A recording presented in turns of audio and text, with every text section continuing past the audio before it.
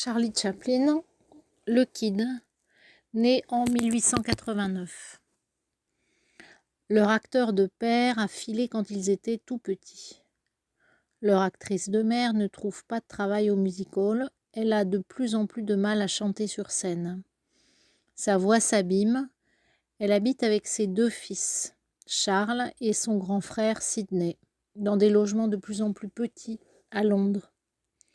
Ils dorment tous sur le même matelas. La pauvreté complique tout. Même manger est une aventure.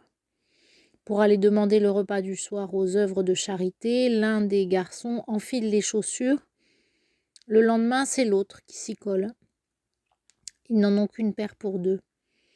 Anna est souvent triste et déprimée, mais elle adore ses fils.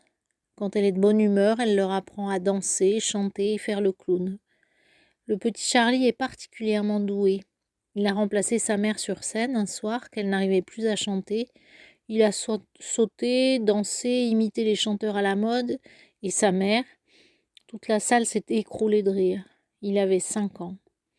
La santé de Anna se dégrade. Elle est internée à l'hôpital de plus en plus souvent. Les garçons font des allers-retours à l'orphelinat et parfois chez leur père alcoolique. Il arrive à Charles de se retrouver dans la rue, où il vit comme un mendiant. Il reste pourtant persuadé qu'il est le plus grand acteur du monde. Sa mère semble tellement sûre qu'il a du talent. Grâce à une relation de son père, il est engagé comme danseur dans une troupe. Il a alors une dizaine d'années. Le premier petit rôle d'acteur qu'on lui confie ensuite lui vaut d'être remarqué, engagé dans une pièce à succès. Il part en tournée aux États-Unis et découvre un art débutant, le cinéma encore muet.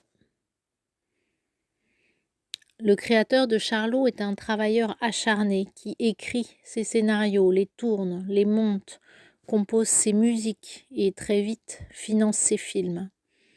Artiste complet, il possède tous les dons.